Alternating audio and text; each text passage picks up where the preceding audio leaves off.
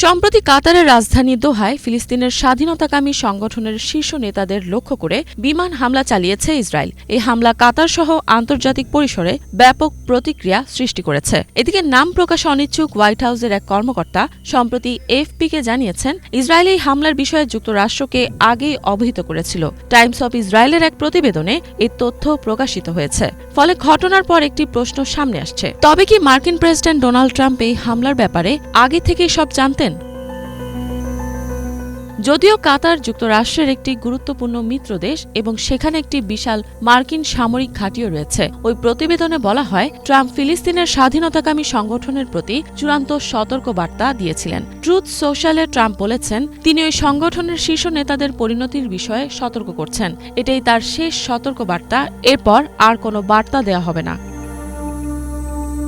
এদিকে ইসরায়েলের প্রধানমন্ত্রী নেতানিয়াহুর অফিস থেকে একটি বিবৃতিতে জানানো হয়, দোহায় ফিলিস্তিনের স্বাধীনতাকামী সংগঠনের শীর্ষ নেতাদের লক্ষ্য করে যে হামলা চালানো হয়েছে তা পুরোপুরি ইসরায়েলের নিজস্ব উদ্যোগে হয়েছে। বিবৃতিতে আরও বলা হয়, অভিযানে ওই সংগঠনের শীর্ষ নেতাদের বিরুদ্ধে কার্যকর ব্যবস্থা গ্রহণ করেছে ইসরায়েল। অতএব ইসরায়েলই এই অভিযান শুরু করেছে, পরিচালনা করেছে এবং এর সম্পূর্ণ দায়িত্ব গ্রহণ করেছে।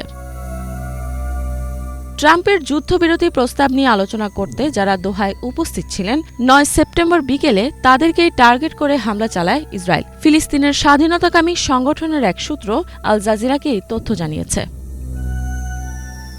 এই ঘটনার তীব্র প্রতিবাদ জানিয়েছে কাতার। কাতারের পররাষ্ট্র মন্ত্রণালয়ের মুখপাত্র মাজেদ আল আনসারি বলেন, এই হামলায় সর্বোচ্চ পর্যায়ে নিন্দা জানাচ্ছে দেশটি। তিনি বলেন, এই আক্রমণ একটি আবাসিক ভবনে চালানো হয়েছে, যেখানে ফিলিস্তিনের স্বাধীনতাকামী সংগঠনের কয়েকজন শীর্ষ সদস্য ছিলেন। আল আনসারি আরও বলেন, এই নৃশংস হামলা আন্তর্জাতিক আইন ও নিয়ম কানুনের স্পষ্ট লঙ্ঘন। এটি কাতারের মানুষের নিরাপত্তার জন্য বড় ধরনের হুমকি।